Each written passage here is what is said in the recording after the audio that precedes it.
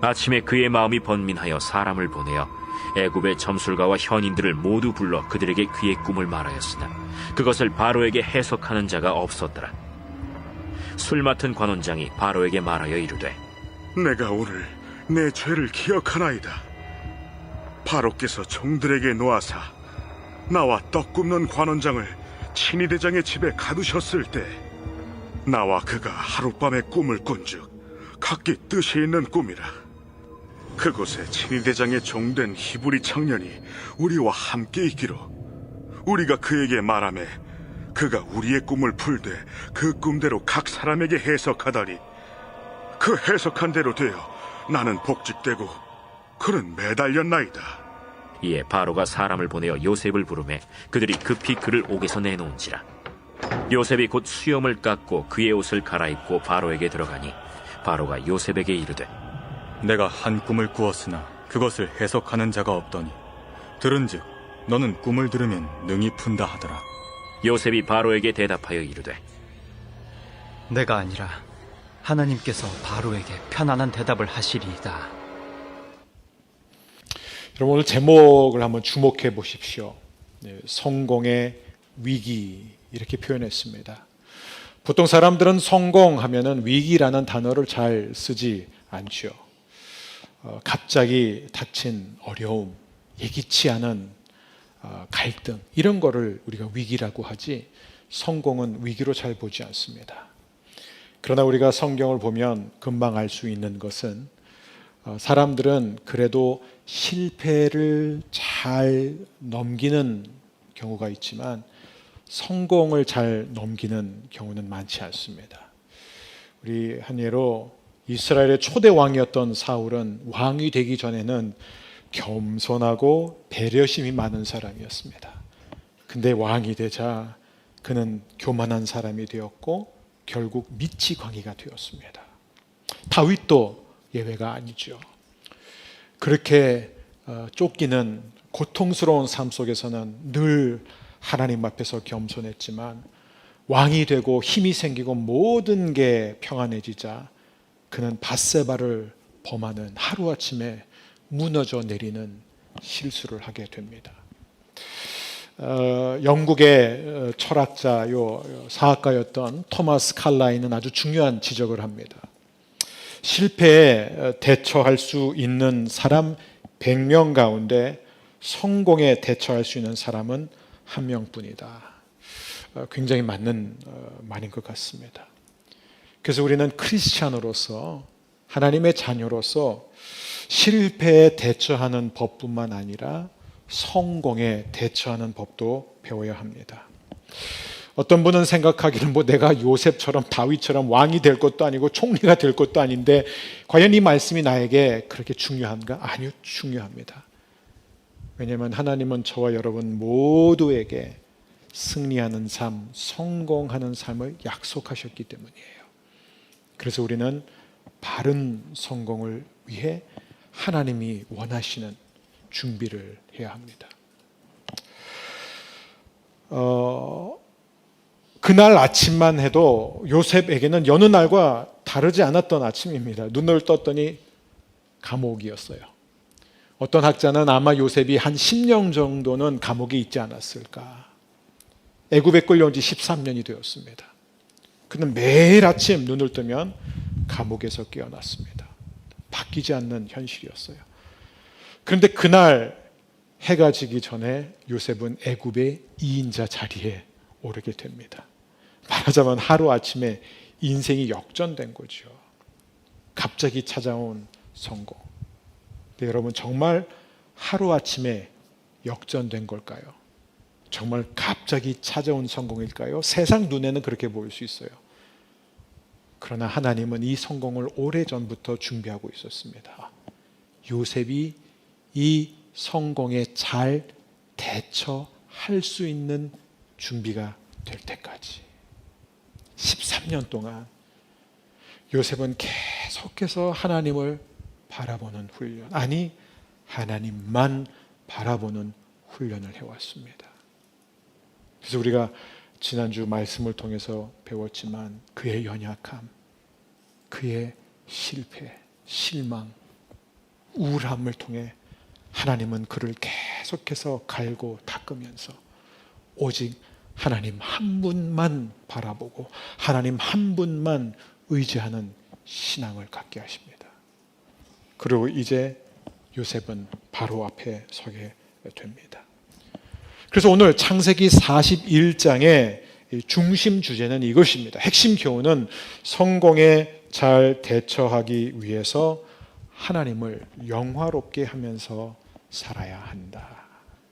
그게 오늘의 교훈이에요. 성공에 잘 대처하기 위해서는 하나님을 영화롭게 하면서 살아야 된다. 자, 그렇다면 하나님을 영화롭게 한다는 것이 어떤 의미일까? 우리는 요셉의 삶을 통해서 하나님을 영화롭게 하는 자의 네 가지 특징, 즉 오늘 우리에게 주시는 하나님의 네 가지 말씀, 명령을 함께 듣고자 합니다. 첫 번째, 함께 읽겠습니다. 범사의 여호와를 인정하라. 바로는 어느 날 꿈을 꾸게 됩니다. 꿈속에서 아주 살찌고 푸동푸동한 아름다운 소 7마리가 등장했어요. 그런데 갑자기 그 뒤에 아주 흉하게 생긴 야윈 소 7마리가 등장해서 그 살찐 소들을 잡아먹습니다.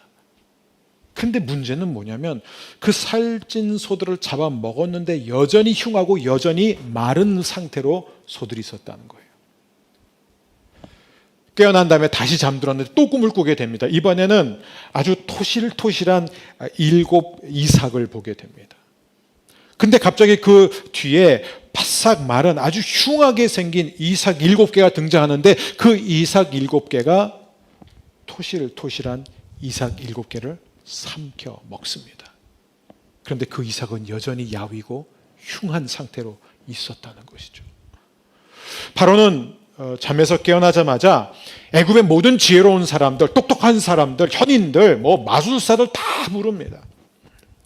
이 사람들은 애굽에서 가장 뛰어난 사람들이에요. 점성술, 마법, 공식 이런 모든 학문에 대해서 철저하게 훈련받고 그 가운데서도 가장 탁월했던 사람들, 웬만한 꿈은 다 풀어줄 수 있는 사람들이 다 모였는데 그 가운데 한 사람도 바로의 꿈을 설득력 있게 설명해 줄 사람이 한 명도 없었습니다.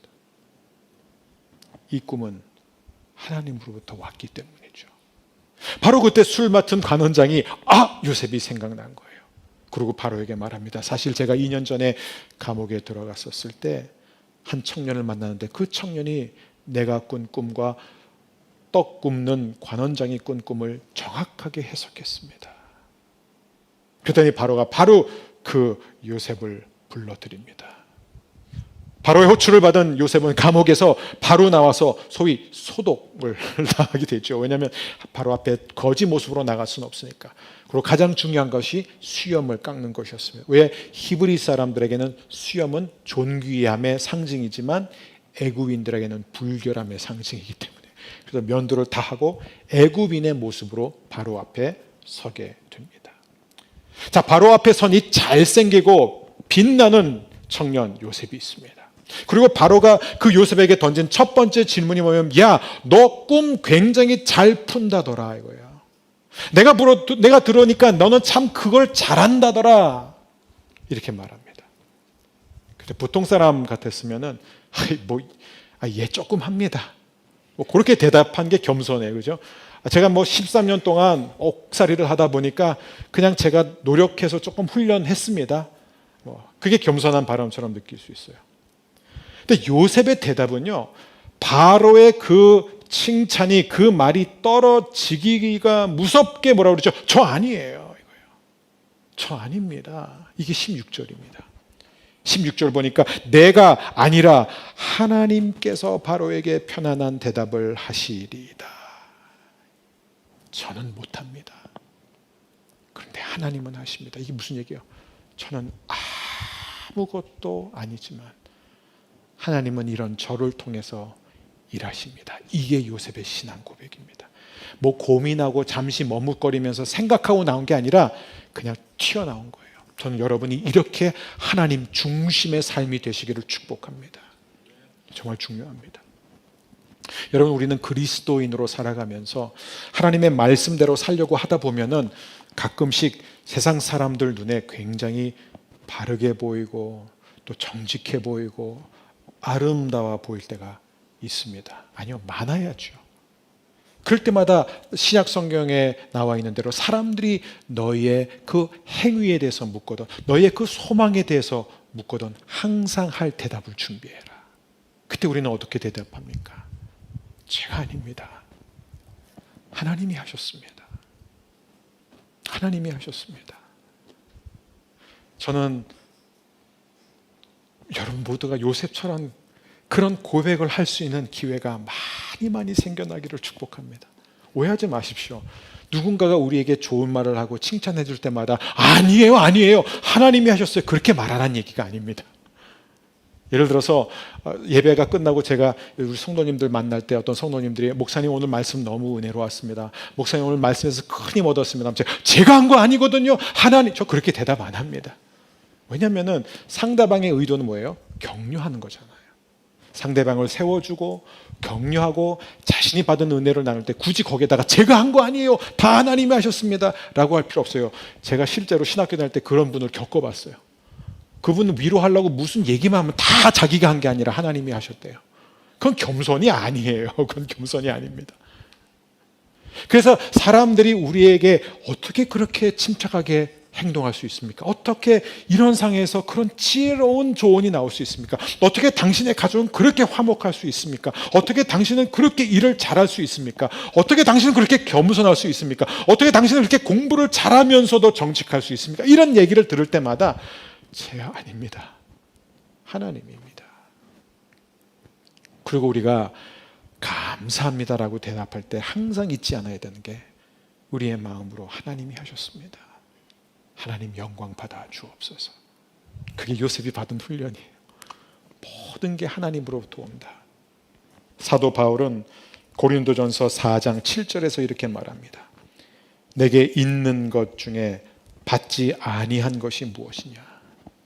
내가 받았은즉 어찌하여 받지 아니한 것 같이 자랑하느냐? 여러분, 우리에게 있는 것 중에서 우리가 하나님으로부터 받지 않은 것은 하나도 없습니다. 그러니까 여러분, 우리는 결코 자랑해서는 안 돼요. 우리는 항상 매사에 하나님을 인정하고 하나님을 영화롭게 하게 되기를 주의 이름으로 축복합니다.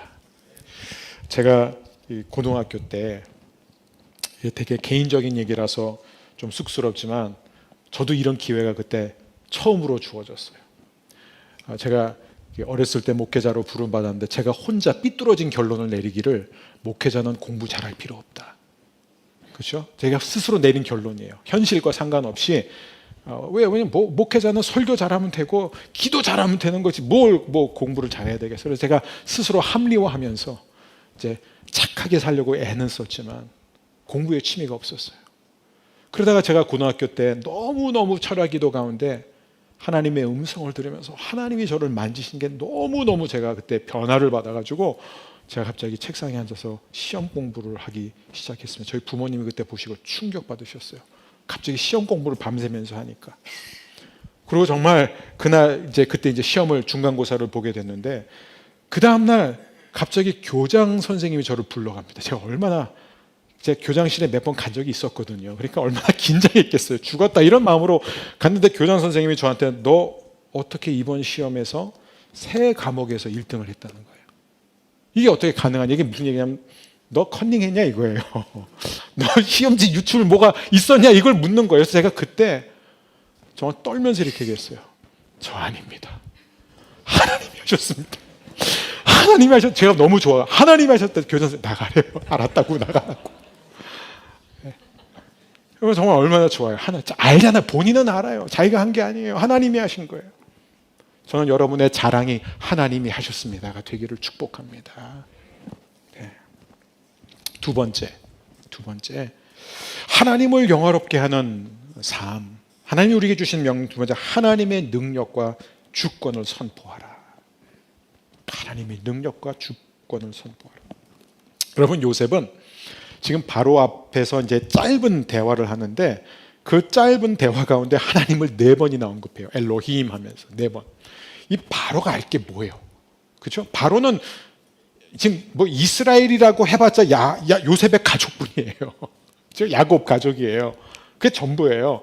민족도 아니에요. 지금 뭐 집단이라고 하기도 어려워요. 지금 그 상황에서 무슨 히브리인들의 하나님을 바로가 어떻게 압니까? 그리고 바로는 어떤 존재예요? 그냥 당시 세계 최강 대국의 1인자일 뿐만 아니라 바로는 곧 애굽인들에게는 신이었어요. 아니, 많은 신들을 통솔하는 존재였습니다. 그게 바로예요. 절대 권력을 가진 자. 근데 그 바로 앞에 지금 요셉이 뭐라고 얘기하냐면 하나님을 3번 얘기하는데 그 4번 가운데 4번 얘기하는데 4번 가운데 3번이 하나님의 주권을 얘기하는 거예요. 그러니까 바로가 못 알아들을 리가 없도록 충분히 이해시키는데 3번 다 무슨 얘기를 하냐면 25절을 보겠습니다. 이 얘기를 합니다. 하나님이 그가 하실 일을 바로에게 보이심이니이다. 멋진 말이에요. 하나님이 하실 일. 하나님이 정하신 일. 당신이 아무리 강해도 당신은 하나님과 맞설 수 없습니다. 이 얘기를 하는 거예요. 당신이 땅의 모든 신들을 통솔하는 그런 절대 권력자인 것처럼 살고 있지만 당신은 내가 믿는 하나님 앞에서 아무것도 아닙니다. 이건 보통 믿음이 아니라는 것이죠. 그걸 한 번도 아니고요. 3번 강조합니다. 3번 강조합니다. 여러분, 요셉은 이 자리에 서기까지 한평생 하나님의 주권을 누구보다 많이 경험했습니다. 자신의 선택과 상관없이 역기능적인 가정에 태어나서 자라면서 형들의 미움을 받고 아버지의 이 편애를 받으면서 또 자신이 실수를 하면서 형들의 미움을 사게 되고 꿈을 꾸고 그 꿈들을 자랑했다가 결국 애굽에 팔려가게 되고 보디발 집에서 가정 총무로서 경력을 쌓게 되는 그 모든 훈련들, 그리고 억울한 유명을 쓰고 감옥에 들어가서 또 그곳에서 간수장에게 은총을 받아서 모든 행정을 도맡아하는 이 모든 과정이 하나님의 훈련, 그리고 술 맡은 관원장, 떡 굽는 관원장들의 꿈을 본인이 해몽하게 하고 2년의 기다림 끝에 지금 바로 앞에 서 있는 이 모든 것 속에는 많은 사람들의 악한 의도가 있었고 실수가 있었지만 요셉이 확실하게 깨달은 것은 이 모든 것 가운데 하나님은 100% 통치하고 계시다는 것이었습니다. 자기들도 모르게 다 하나님 앞에 쓰임받는 도구였습니다. 여러분, 요셉의 이야기뿐이겠습니까? 성경에 나오는 모든 이야기의 핵심 주제, 두드러진 주제가 무엇이냐? 세상의 왕들이 역사를 움직이는 것이 아니다. 정권이 역사를 좌우하는 것이 아니다. 하나님 한 분이다. 여러분, 믿습니까? 이 믿음이 오늘 우리에게 너무 필요합니다. 너무 암울하고 어두운 오늘날의 사회, 정치, 경제 현실 속에서 우리는 하나님이 통치하고 계심을 믿어야 할 줄 믿습니다. 여러분, 세상의 독재자도요, 아무리 권력 있는 사람도요, 자기가 신이라고 하는 사람도 아무것도 할 수 없어요. 하나님께서 마음대로 좌지우지하십니다. 근데 여기서 우리가 하나님의 주권을 믿는다면 하나님은 단지 풍년만 보내시는 하나님이 아니라 하나님이 또한 흉년도 보내시는 분임을 믿어야 되는 거예요. 근데 흉년이 오면요, 갑자기 하나님을 믿는 사람들이 소극적으로 변해요. 어떤 참사가 일어나고 불행한 일이 일어나고 침체가 생기면 이건 하나님이 원하시는 게 아니라 하나님이 허락한 게 아니라 하나님이 그냥 소극적으로 허락해 주신 것이다, 이렇게 얘기해요. 그러니까 하나님이 보내신 게 아니라 하나님이 막지 않으신 것뿐이다, 이렇게 얘기해요. 마치 하나님은 그냥 허락만 하시는 분인 것처럼. 그러면 하나님이 허락하면 하나님의 책임이 아닌가요? 얼마나 많은 사람들이 하나님이 공경에 빠지지 않게 하기 위해서 그 하나님을 좀 건져보려고 이렇게 소극적으로 하나님의 주권을 말하는지 모르겠습니다. 그리고 자기가 잘못했을 때는 제가 한 게 아니라 하나님이 했습니다라고 말하고. 여러분, 아니에요. 성경을 우리가 바로 알게 되면 요셉의 이야기, 이 요셉과 바로의 짧은 대화에서 우리가 뭘 배우느냐? 살찌고 아름다운 소들도 하나님이 보내셨지만 흉측하고 말라 비틀어진 소들도 하나님이 보내신다. 토실토실한 이삭도 하나님이 보내주시지만 바짝 마른 흉한 이삭도 하나님이 보내주신다. 그래서 선지자 이사야는 하나님에 대해서 이렇게 말하고 있습니다. 우리 이사야서 45장 7절입니다. 함께 읽겠습니다. 나는 빛도 짓고 어둠도 창조하며 나는 평안도 짓고 환난도 창조하나니 나는 여호와라 이 모든 일들을 행하는 자니라 하였노라. 여러분 엑스큐즈 하지 마세요. 하나님은 모든 일을 행하시는 분이에요. 우리가 설명할 수 없는, 설명하기 힘든 세상의 모든 어려움들도, 한 번도 경험해보지 못한 모든 흉년도 누가? 하나님이에요. 여러분 우리는 하나님의 주권을 믿어야 됩니다. 그래서 세상이 뭘 해도, 권력자가 뭘 해도, 정권이 어떤 것을 해도 시편 기자를 보십시오. 조롱하잖아요. 하나님이 통치하고 계심을 믿기 때문에요. 자, 그렇다면 여러분 오해하지 마십시오. 그럼 우리는 하나님이 어차피 절대 주권을 갖고 통치하고 계시니까 그냥 앉아서 지켜만 보면 될까요? 아니에요. 자, 우리가 요셉을 통해서 무엇을 배웁니까? 요셉은 하나님의 주권을 알았습니다. 그 주권을 확실했습니다. 그 주권을 선포했습니다. 그런데 단지 하나님께서 7년이라는 풍년 끝에 7년이라는 흉년을 줄 것이다라고 끝난 것이 아니에요. 나쁜 소식만 전한 것이 아니에요. 문제점만 제기한 것이 아니에요. 그 문제를 어떻게 해결할 수 있는지까지 하나님은 요셉을 통해서 말씀하십니다. 그게 크리스찬이에요. 그리스도인은 그냥 손 놓고 하나님이 일하시도록 구경하는 사람들이 아니에요. 그리스도인들은 세상의 빛과 소금으로 부름을 받았기 때문에 인간의 죄로 말미암아 이 땅의 사람들이 고통당하지 않도록 최선을 다해 일하는 사람들입니다. 그게 크리스천이에요. 여러분, 요셉은 말합니다. 그렇기 때문에 이제 7년 동안 모든 식물의 5분의 1, 20%를 다 모아둬서 애굽의 성읍들마다 이걸 비축해 놓아서 이제 7년 동안 전무후무한 흉년이 찾아왔을 때 애굽의 백성들뿐만 아니라 주변에 있는 모든 사람들을 살릴 수 있도록 해야 됩니다. 이게 하나님의 마음이에요. 세 번째입니다. 세 번째. 가정에서 하나님을 섬기라. 이런 게 참 중요합니다. 가정에서 하나님을 섬겨야 된다. 요셉은 그 자리에서 애굽의 2인자가 됩니다. 그런데 그는 2인자로 살아가면서 정말 막강한 권력을 갖고 살아가면서 애굽의 호화로운 삶에 적응한 나머지 하나님과의 약속을 잊지 않습니다. 하나님께서 선조들에게 주신 약속도 잊지 않습니다. 도리어 요셉은 어떤 신앙 고백을 하게 되냐면 이제 큰 아들을 낳게 되는데 그 첫째 아들의 이름이 므낫세입니다. 근데 므낫세의 뜻이 무엇이냐면 잊어버리다라는 거예요.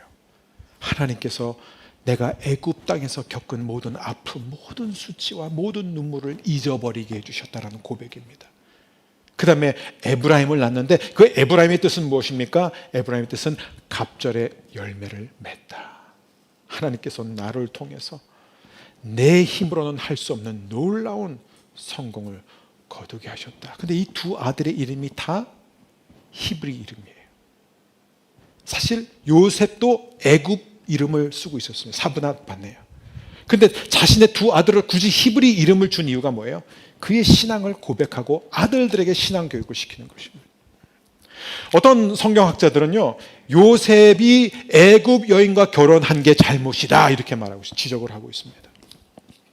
그래서 저는 그분들한테 묻고 싶어요. 그러면 당신은 어떻게 했을 거냐? 경건한 여자를 찾아야 된다고 하면 경건한 여자가 그때 어디 있었냐 이거예요.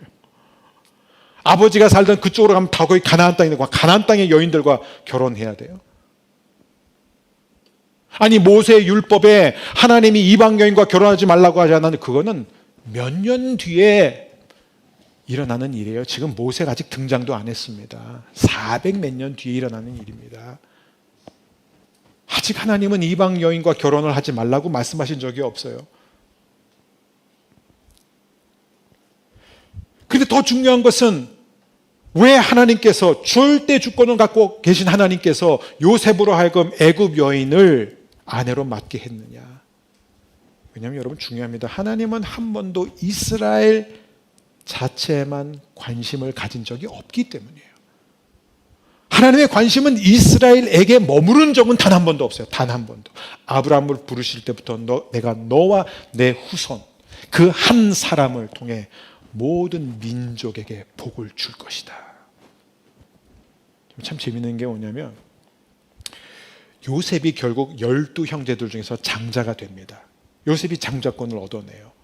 그래서 요셉의 두 아들 므낫세와 에브라임이 있는데 또 하나님이 동생 에브라임을 또 형으로 삼아요. 이게 하나님이 일하시는 방식이에요. 참. 그렇죠? 부부 관계를 보면요.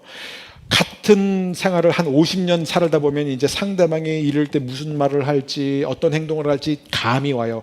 50년 살았는데도 감이 안 오면 당신은 정말 문제가 심각한 것입니다. 근데 이제 근데 우리 하나님은요, 알면 알수록 감이 안 와요. 우리 하나님은 주권을 갖고 계시기 때문에 그래요. 에브라임이 형이 돼요. 그래서 결국 뭐예요? 에브라임이 12지파 가운데 맏형이 되는 거예요. 근데 여러분 그거 아세요? 첫째와 둘째 에브라임과 므낫세가, 그러니까 12지파가 뭐예요? 이스라엘의 파운딩 멤버예요. 근데 그 첫째와 둘째가 반애굽인이라는 것입니다. 왜냐면 엄마가 애굽 사람이기 때문에. 그것도 애굽 제사장의 딸. 이거 하나만으로도 이스라엘은 자신이 순수한 혈통이 아니란 것을 알았어야 되는데 백두혈통을 강조하는 것처럼 순수혈통을 강조하는 어처구니 없는. 여러분 하나님은 항상 우리에게 은혜를 주실 때 그 은혜와 축복이 우리에게 머물러 있으라고 주시지 않습니다. 흘려보내라고 주십니다. 여러분 요셉은 성공하면 성공할수록 가정 안에서 하나님을 기억했습니다. 하나님을 존중했습니다. 오늘날 얼마나 많은 사람들이 커리어의 성공을 위해서 가족을 희생시키는지 모릅니다. 그래서 저는 정말 너무 좋은 승진의 기회가 있고 너무 좋은 사업의 기회가 있음에도 불구하고 가족과의 시간을 지키기 위해서 거절하는 사람들 보면 너무너무 훌륭해요. 얼마나 아름답습니까? 예전에는 목회자들도요, 가족을 희생시키는 게 헌신이라고 생각했어요. 그걸 어떻게 할 수 있느냐? 저는 신학교에 있으면서 많은 목회자 자녀들이 너무나 바쁜 아버지, 가정생활에 어떤 기억도 없는 그런 상태에서 아버지는 늘 목회에 바빴다는 거예요. 마치 그게 영성인 것처럼. 아니라는 것입니다. 가정이 무너지고 가정이 깨어지고 있는 상태, 이런 현실 속에서 전 여러분 모두가 하나님으로 인하여 아름다운 가정을 세우고, 혹시 깨진 가정이라도 하나님께서 여러분을 요셉처럼 완벽하게 회복시켜 주실 줄 믿습니다. 마지막 네 번째입니다. 이 네 번째는 맡은 일에 최선을 다하라. 저는 오늘 이 네 번째를 가장 강조하고 싶습니다. 왜요? 가장 중요해서가 아니라 가장 교회에서 덜 강조되기 때문이에요. 맡은 일에 최선을 다하라. 여러분 요셉과 함께 어렸을 때 외국 땅에 끌려가서 이방 정권 안에서 성공한 또 한 사람이 있습니다. 누구죠? 다니엘입니다. 이 두 사람 다 자신의 의지와 상관없이 끌려갔습니다. 그런데 거기서요, 두 가지를 냈어요. 하나는 믿음을 지켜낸 것이고 또 하나는 실력이 인정받았다는 거예요. 실력이 인정받았다는 거예요. 굉장히 중요합니다. 믿음을 지키고 실력이 탁월했다는 거예요. 여러분 바로는 지금 요셉의 경건함을 보고 반한 게 아니에요. 바로는 요셉을 왜 2인자로 세웠을까요? 자기에게 버금가는 권위를 왜 줬을까요? 자기 인장을 왜 줬을까요? 요셉이 뛰어난 추진력을 갖고 뛰어난 행정가였기 때문입니다. 하나님은 지금 이 상황에서 백성들을 살리기 위해서 선지자를 보내지 않습니다. 부흥 강사를 보내지 않았습니다. 하나님은 추진력과 행정력이 뛰어난 사람을 보내셨습니다. 그게 바로 요셉이었고 그게 바로 다니엘이었습니다. 여러분 저는 교회에서 이런 얘기를 들을 때마다 조금 마음이 아파요. 실력은 없어도 정직해야 합니다. 저는 그걸 좀 바꿨으면 좋겠어요. 실력도 없으면 정직이라도 해라. 그거는 돼요. 근데 실력은 없어도 정직해야 됩니다. 그건 아니에요. 그건 신앙 아니에요. 마치 정직이 중요하고 실력은 안 중요한 것처럼 신앙은 정직함과 실력이 같이 가는 것입니다. 이게 우리가 요셉을 통해 배우는 이야기예요. 요셉에게 이런 실력이 없었는데 그럼 이게 하루아침에 주어진 거예요? 아니에요. 요셉은 이 보디발의 집에서 노예로 끌려갔지만 그곳에서 주어진 현실 속에서 최선을 다했기 때문에 가정 총무로 승진되었고 거기에서 또 열심히 경험을 쌓은 것입니다. 또 감옥에 들어가서도 얼마든지 투덜거리고 불평하면서 상한 심령을 갖고 살아갈 수 있었지만 거기에서조차 억울한 사람들을 돌보고 다른 죄수들을 돌보면서 간수장이 잘 되도록 열심히 일을 해서 그는 거기에서도 행정력이 인정받았던 사람이었습니다. 그래서 그는 갑자기 바로 앞에 서고 이제 전국적인 그런 프로젝트를 감당하게 되더라도 그는 이미 그것을 감당할 준비가 되어 있었던 것입니다. 저는 가끔 청년들 중에서 우리 교회 청년들은 제가 그런 청년 본 적 없습니다. 혹시 또 나를 두고 그건 아니에요. 자, 청년들 중에서 하나님이 주신 약속과 꿈에 부풀어 있는 나머지 늘 교회에 와서 기도하고 말씀 읽고 봉사만 하고 현장에 나가서 땀 흘리지 않는 청년들을 너무 많이 봅니다. 마치 내가 큐티 생활 잘하고 그냥 기도만 열심히 하고 신앙생활만 잘하면 하나님이 언젠간 나에게 복을 주실 거라고, 언젠간 나에게 좋은 직장을 주고 언젠간 나로 하여금 승진의 축복을 줄 거라고 기대하는 사람들이 있어요. 여러분, 그렇게 되지 않습니다. 신앙은 하나님이 주신 약속을 붙잡으면서 내게 지금 주어진 상황에서 최선을 다하는 것입니다. 그래서 제가 신학교 강의 때마다 모든 반 학생들에게 늘 얘기합니다. 여러분, 이번 학기에 숙제하다가 죽으면 순교입니다. 리포트 쓰다가 죽으면 순교입니다. 선교지에 나가서 죽는 것만 순교가 아니라 하나님의 영광을 위해서 최선을 다해서 공부하는 것, 사업가는 사업을 하고 가르치는 자는 가르치고 배우는 자는 배우고, 여러분이 무엇을 하든지 저는 우리 허브의 모든 성도님들이 하나님 앞에 귀하게 쓰임받는 귀한 그릇 되시기를 축복합니다. 오늘 이 말씀을 마무리하면서 저는 세 가지 말씀을 붙들기를 원합니다. 첫 번째는 잠언 22장 29절입니다. 함께 읽습니다. 내가 자기의 일에 능숙한 사람을 보았느냐? 이러한 사람은 왕 앞에 설 것이요 천한 자 앞에 서지 아니하리라. 무슨 얘기예요? 실력 없는 영성은 무익하다라는 얘기입니다. 누가복음 16장 10절입니다. 함께 읽겠습니다. 지극히 작은 것에 충성된 자는 큰 것에서도 충성되고 지극히 작은 것에 불의한 자는 큰 것에도 불의하느니라. 여러분, 이게 바로 요셉의 삶이었습니다. 여러분, 지극히 작은 것, 매일매일 주어진 현재 삶 속에서 여러분이 최선을 다하면 하나님이 여러분을 반드시 높여 주실 것입니다. 마지막입니다. 잠언 16장 3절입니다. 너희 행사를 여호와께 맡기라. 그리하면 내가 경영하는 것이 이루어지리라. 여러분, 우리가 이 말씀 참 많이 들었죠. 근데 여러분, 여기서 주목해야 되는 게 행사예요. 이 행사란 건 뭐냐면 원어로 보면 최선을 다해서 하는 일이에요.